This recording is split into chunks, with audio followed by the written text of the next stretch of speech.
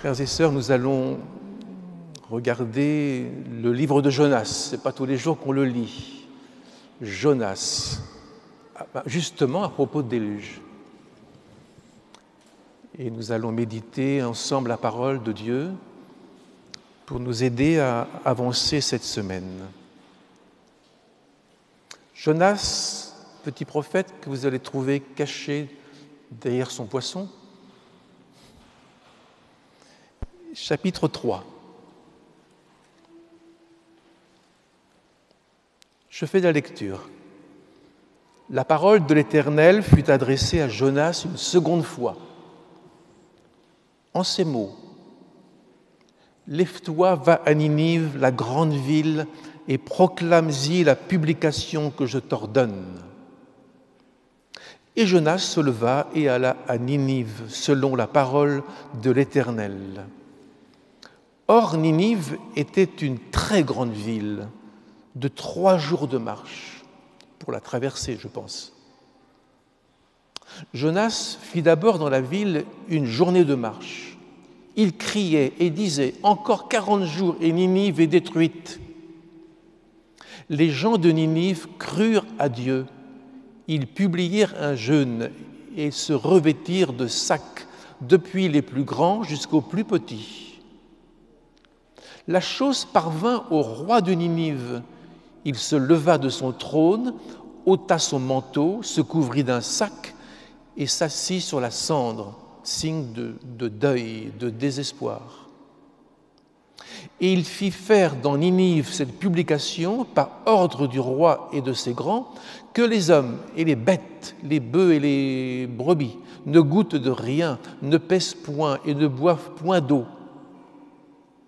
Que les hommes et les bêtes soient couverts de sacs, qu'ils crient à Dieu avec force et qu'ils reviennent tous de leur mauvaise voie et des actes de violence dont leurs mains sont coupables. Qui sait si Dieu ne reviendra pas et ne se repentira pas, et s'il ne renoncera pas à son ardente colère, en sorte que nous ne périssions pas. Dieu vit qu'ils agissaient ainsi et qu'ils revenaient de leur mauvaise voie, alors Dieu se repentit du mal qu'il avait résolu de leur faire, et il ne le fit pas. Amen. On va regarder maintenant un petit verset dans l'évangile de Luc, chapitre 21. Il faut toujours aller dans l'évangile. Luc 21 et au verset 34. Verset 35, en parlant de ce jour du Seigneur sur lequel j'aimerais parler quelques instants. Il viendra comme un filet sur tous ceux qui habitent sur la surface de toute la terre. Veillez donc et priez en tout temps, afin que vous ayez la force d'échapper à toutes ces choses qui arriveront et de paraître debout devant le Fils de l'homme. Amen. Seigneur, bénis ta parole, chacun de nous et nos enfants et nos familles, et toute l'Église qui traverse ce temps difficile, soit avec nous par ta parole et ton Saint-Esprit dans nos cœurs. Amen. Cette semaine, j'ai écouté comme vous les actualités, j'ai ressenti comme vous beaucoup de fragilité partout dans le monde, et je me suis dit, depuis des dizaines d'années que je le prêche, mais quand même, nous avançons doucement ou rapidement vers la venue du Seigneur. Tout doucement, nous y allons. Les plus incrédules reconnaissent que quelque chose va changer pour 2 petits degrés. On n'en est pas encore là. Pour l'instant, c'est 1 degré, 1,1 degré. C'est parfait. Mais c'est déjà grave. Pour 2 petits degrés, ce sera la catastrophe pour des milliards d'êtres humains. La température va provoquer des catastrophes. Ce sont les prévisions des études de l'ONU qui nous disent qu'il y aura une montée des eaux. Pas un nouveau déluge, parce que Dieu a juré qu'il ne redonnerai pas de déluge sur la terre, et je crois que le Seigneur ne nous trompe pas. Mais cette montée des eaux va provoquer un manque d'aliments, va provoquer des famines. La montée des eaux, je ne vais pas vous parler de ça ce matin, je ne suis pas un scientifique, elle a toujours connu des variations au cours des siècles. L'eau de la mer a été plus ou moins haute. Le Mont Saint-Michel, autrefois, était en pleine terre, en pleine campagne, et maintenant, il est dans la mer. La fonte des glaces, c'est vrai, je crois qu'il faut qu'on s'y intéresse un peu quand même, ça veut dire 13 mètres d'eau en plus du niveau de la mer. Les grandes villes sont touchées, toutes les villes côtières. 130 millions de personnes vont connaître une pauvreté immense parce qu'il n'y aura plus à manger. Apocalypse, 5 mesures d'orge pour l'un, 2 mesures de blé pour l'autre, tout sera mesuré. On vivra pour manger. On vivra pour manger seulement. Ça veut dire que beaucoup vont souffrir de la faim, grande pauvreté. Les spécialistes estiment qu'on n'aura à peu près que 1,50 € par jour pour survivre, tellement la détresse sera grande. Et tout cela sera accompagné de canicules extrêmes, avec à peu près 140 millions de réfugiés climatiques, des réfugiés climatiques qui arriveront chez nous, partout dans le monde. On le voit déjà, on se rend bien compte que quelque chose ne va pas bien et ça m'appelle, ça m'alerte, ça me met en prière. Oui, sécheresse, cyclone, incendie, maladie, pollution. Ce qui nous manquera le plus, c'est la plus grande force de l'univers, c'est l'eau. C'est l'eau qui détruira, qui cassera. Que va faire l'Église dans ce temps-là? Bon, on n'y est pas, ça commence. C'est le commencement des douleurs. Que fera l'Église? Jésus disait, les hommes ne sauront que faire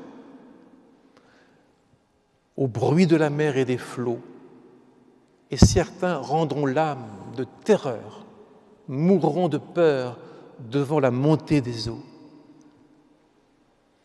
Frères et sœurs, je ne peux pas vivre étourdi dans un festin continuel, une fête permanente, tout guilleré, alors que des menaces sont chez mes voisins, partout autour de moi. Ce qui est certain, d'après tout ce que j'ai lu cette semaine, c'est que la vie dans 30 ans, c'est pas très vieux 30 ans, dans 30 ans, la vie ne sera plus jamais la même sur la terre. Et on sera obligé d'investir des fortunes pour aider les grandes villes à résister à la montée de l'eau. Alors, déjà, j'ai de la pitié dans mon cœur, parce que j'imagine le désordre, le désarroi. Alors, on a lu Ninive, là, la catastrophe que le Seigneur avait annoncée à la ville de Ninive, qui était une ville corrompue, violente, une ville épouvantable de ce siècle-là. Et Dieu dit, et moi, dit le Seigneur l'Éternel, je n'aurai pas pitié de cette grande ville où il y a 120 000 âmes qui ne savent pas distinguer leur droite de leur gauche, je n'aurai pas pitié, oui, j'aurai pitié d'eux. Aujourd'hui, que se passe-t-il? Est-ce la colère de Dieu qui s'agite contre nous? Je ne crois pas. Ce n'est pas la colère de Dieu comme à Sodome et Gomorrhe, oui, ça c'est clair. Ce n'est pas la colère de Dieu comme à Babylone, ou la déportation des enfants d'Israël à Babylone, ou la sécheresse au temps du prophète Élie. Ce n'est pas la colère de Dieu contre nous.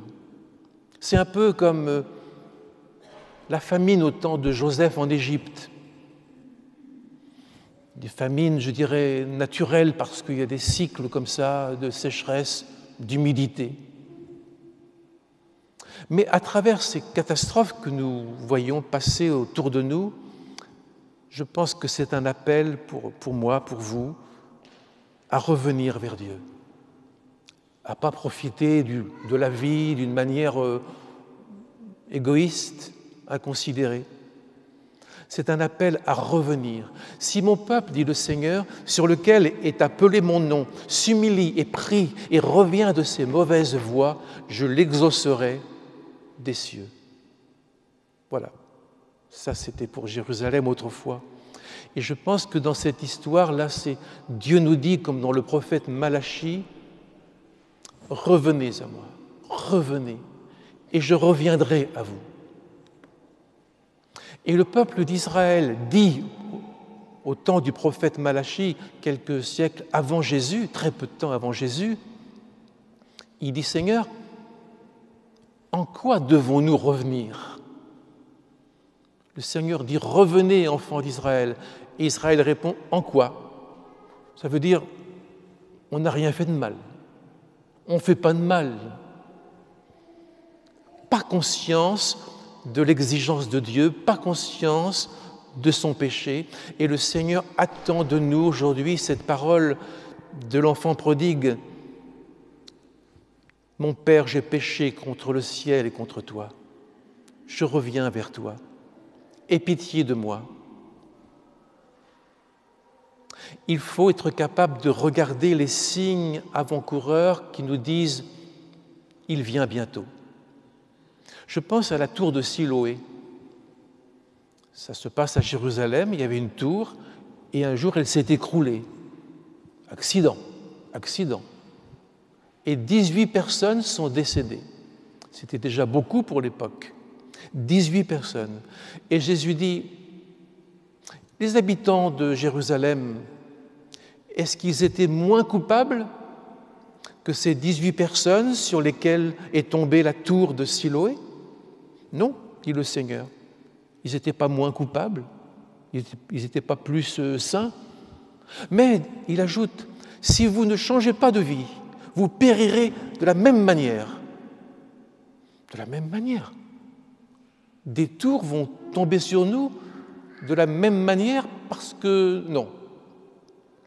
Jésus veut dire, vous mourrez sans pouvoir rien changer à votre vie, rien changer à votre rencontre avec Dieu. Si vous ne changez pas, vous ne pourrez pas changer demain. Si vous ne changez pas aujourd'hui de comportement, avec la vieillesse et la maladie, et le temps qui passe, et les habitudes, vous ne changerez pas demain. Et vous irez devant la face de Dieu sans changer. Les 159 personnes de la tour de Miami n'étaient pas plus coupables que nous. Elles sont parties sans rien changer. Elles sont parties en quelques secondes, fractions de secondes, sans rien changer à la rencontre importante avec le Seigneur. La Bible dit « Prépare-toi à la rencontre de ton Dieu ». Jean-Baptiste, quand il est venu pour annoncer la venue de Jésus, il a été radical. Il a dit « Changez maintenant, attendez pas demain où peut-être une tour tombera et vous n'aurez même pas le temps de dire « ouf ». Changez maintenant. Le changement, c'est aujourd'hui. Parce que le Seigneur dit, si tu entends sa voix aujourd'hui, n'endurcis pas ton cœur. Nul ne sait si demain il vivra. L'Épître aux Hébreux est absolument éloquente. Elle dit, empressons-nous, dépêchons-nous d'entrer dans le repos de Dieu. Ne jouons pas avec notre destinée. On ne vit qu'une fois. On ne mourra qu'une fois. Et on comparaîtra devant le Seigneur une fois.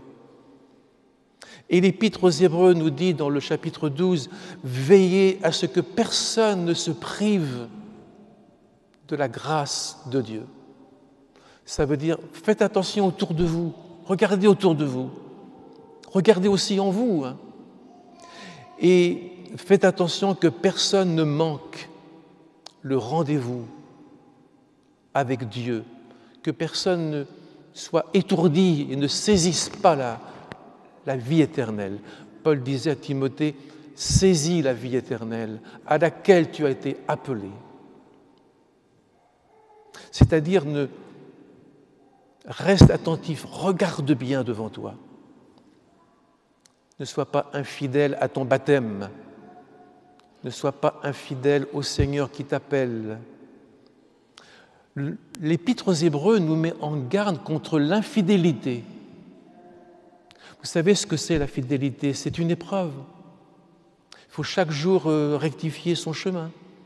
Il faut faire des choix qui vont toujours dans le sens de Jésus-Christ. Il faut savoir s'examiner. Quand on passe des moments de crise familiale, professionnelle, il faut réexaminer son chemin pour rester dans la ligne de Dieu. La fidélité, c'est une épreuve. C'est être constamment les yeux sur son volant et regarder si notre relation plaît au Seigneur. Parce que, encore une fois, l'Épître aux Hébreux nous dit « Beaucoup ont commencé à aller vers Jésus. Beaucoup ont commencé la course, mais ne sont pas arrivés. Ils n'ont pas possédé le don de Dieu, l'héritage, comme les enfants d'Israël qui ne sont pas entrés en terre promise.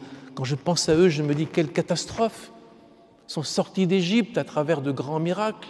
Ils ont vu la gloire de Dieu dans le désert. Ils ne sont pas arrivés. Ils sont tombés avant d'arriver. Alors, devant toutes ces catastrophes et tous ces appels que je ressens en moi, je crois qu'il faut revoir notre sérieux avec Dieu. Dans les plus petits commandements, celui qui sera fidèle dans les plus petits commandements sera grand dans le royaume des cieux. C'est écrit dans l'Évangile, c'est une parole de Jésus. Alors, il faut revoir notre sérieux. Dieu est sérieux, sa parole, c'est sérieux, il faut la lire. Au temps du prophète Malachie, je reviens encore à lui, le service de Dieu, on disait, ça ne sert à rien. Dieu, le servir, marcher avec lui, ça ne rapporte rien, c'est une corvée, c'est de la fatigue, ça ne sert pas. Alors quand on commence à dire ça, on finit par mépriser Dieu d'une manière visible. Par exemple, au temps de Malachie, encore, on offrait à Dieu, parce qu'on disait « c'est une fatigue de servir Dieu, ça ne sert à rien », alors on offrait à Dieu, vous savez quoi?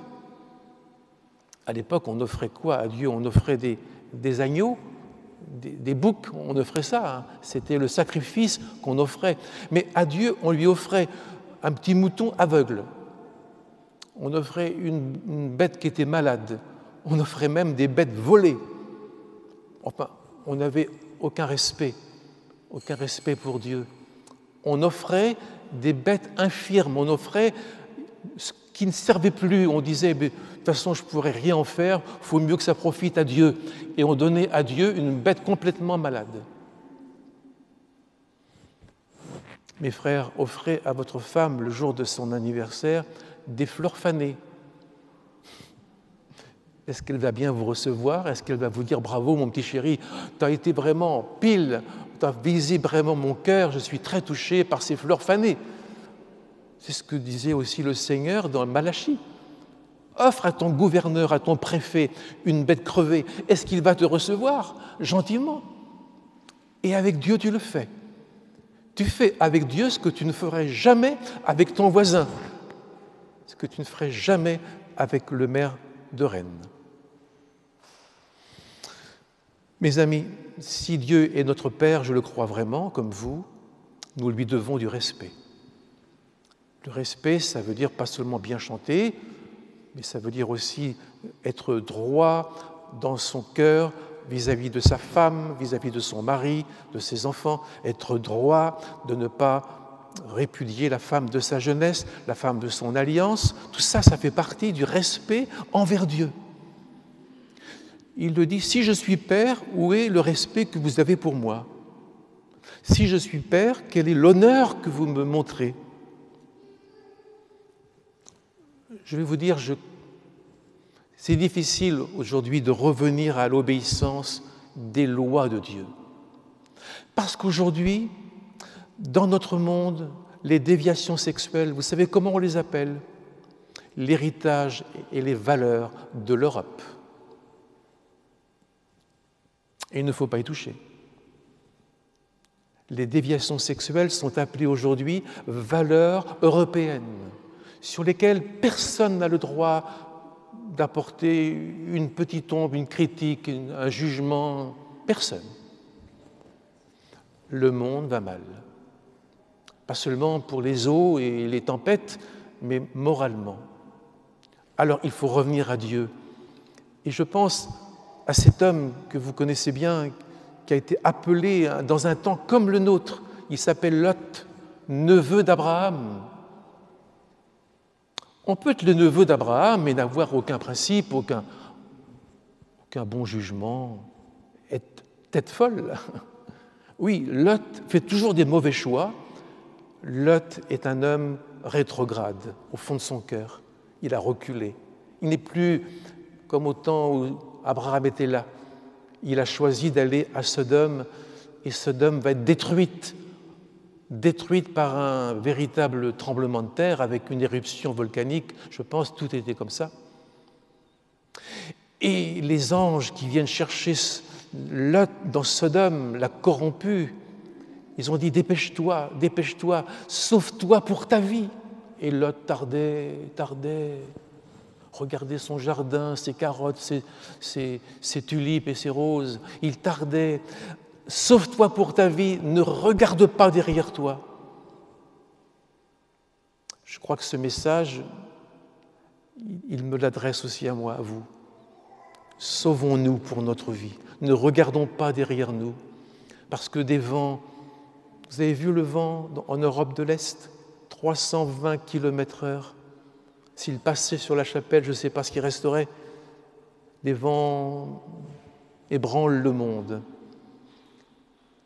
Et aujourd'hui, la situation du climat, de l'épidémie, ébranle la vie de nos enfants, de nos petits-enfants.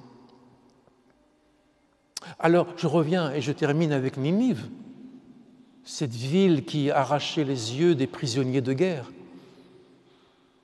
Le Seigneur a décidé de châtier, de reprendre Ninive.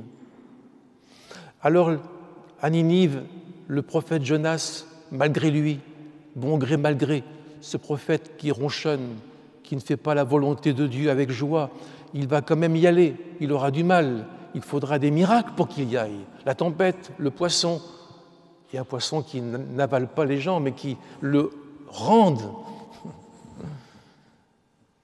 Et quand Jonas va passer dans Ninive en disant « Ninive sera détruite », les habitants de Ninive, écoutez bien, ces gens qui ne connaissent pas Dieu, qui ne connaissent pas l'Évangile, en écoutant ce message, les petits comme les grands, les personnes âgées comme les enfants, et le roi, et les animaux.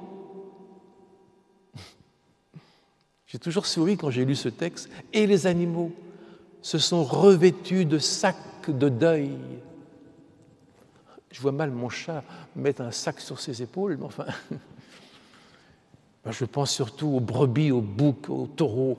Les fermiers ont mis des sacs sur les animaux comme pour dire « nous sommes tous en deuil parce que cette ville sera détruite ». Et ils ont crié à Dieu. Ils avaient probablement une vague idée d'un Dieu des cieux. Ils ont crié avec force. Et ils sont revenus de leur mauvaise voie, de leur mauvaise pensée. Ils sont revenus, ils se sont repentis. Nous aussi, je crois qu'il faut se tenir devant Dieu.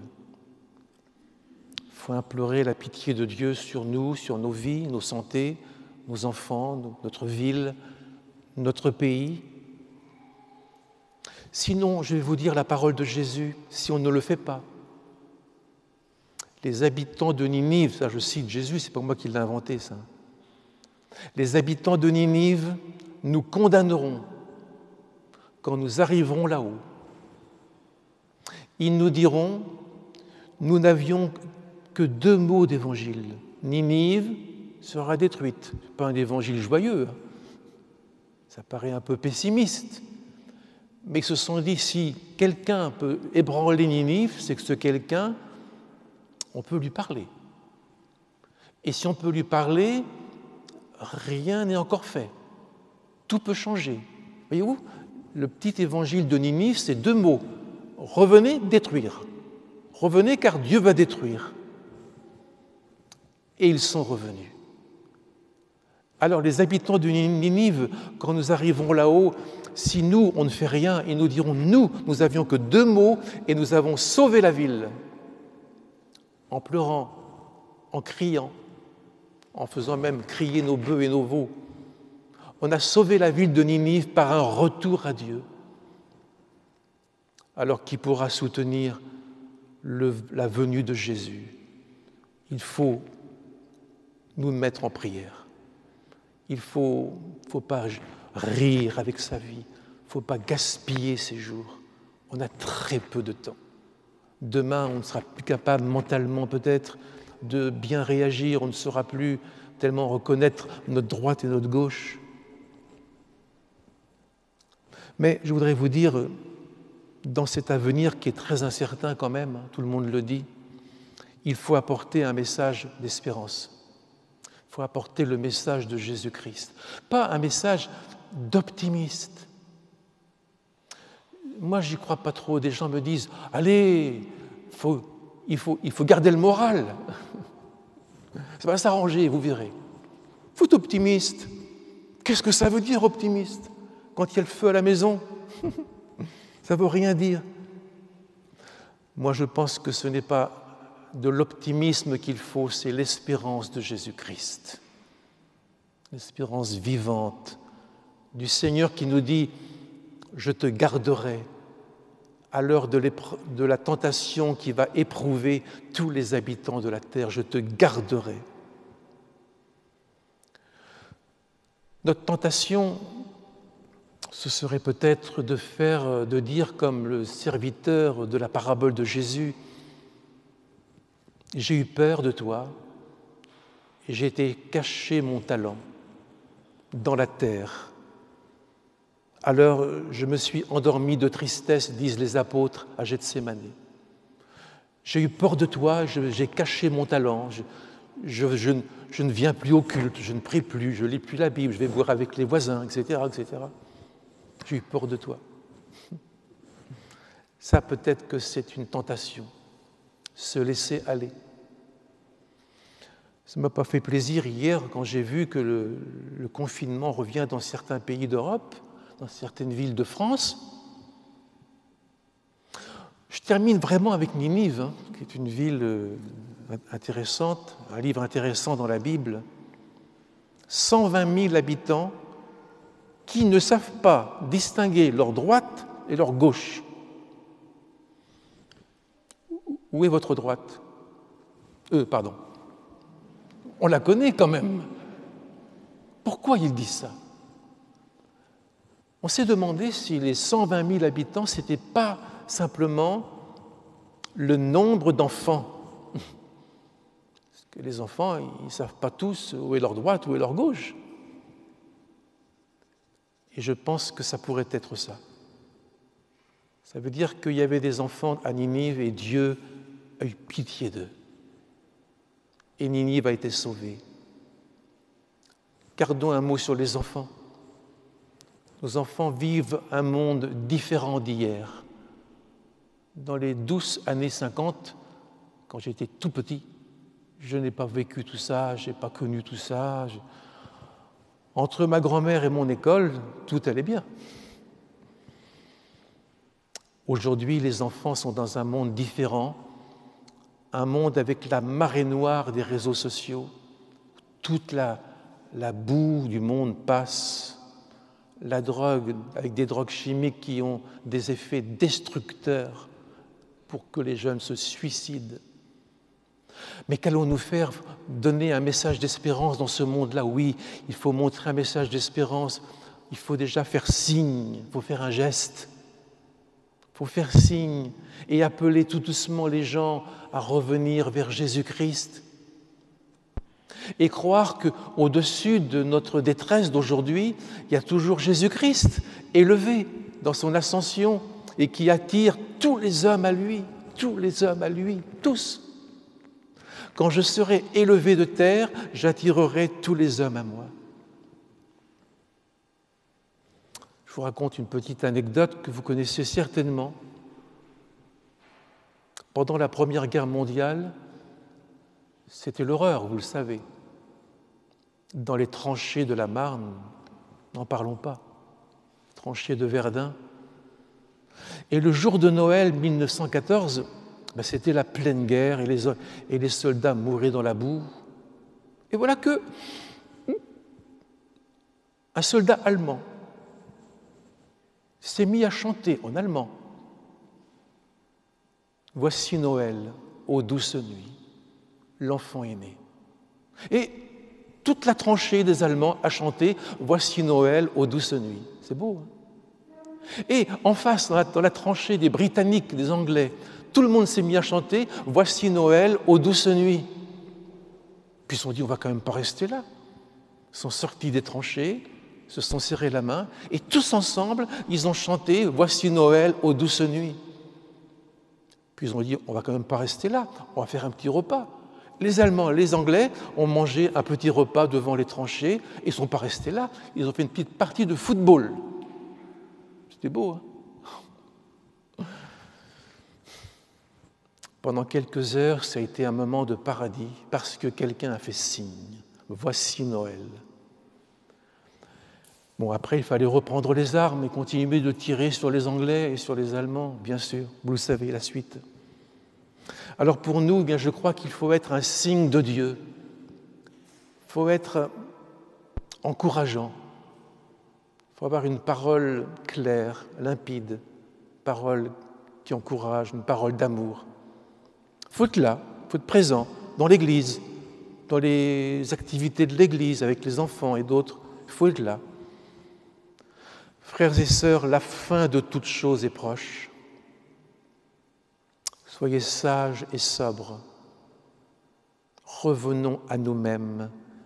J'ai lu le dernier verset, là je l'ai lu dans l'évangile de Luc, je le relis. Veillez, c'est-à-dire surveillez. Ne vous endormez pas dans l'alcool et les plaisirs du monde. Veillez, priez en tout temps, afin d'avoir la force d'échapper à toutes les choses qui arriveront. Demandez, Seigneur, donne-moi la force d'échapper à tout ce qui arrivera et donne-moi la force d'être debout quand tu viendras. Amen. Merci pour Ninive sauvée. Amen. Et merci pour notre ville et pour ce pays pour lequel le Seigneur a certainement des intentions de salut, bien sûr. Je vais prier le Seigneur. Seigneur, nous te remercions pour l'exemple de Ninive dans la détresse de ce temps-là. Nous te remercions parce que tu es avec nous aujourd'hui. Apprends-nous à être fidèles à nous-mêmes, à nos principes chrétiens et à tes paroles et à notre engagement éternel de baptême.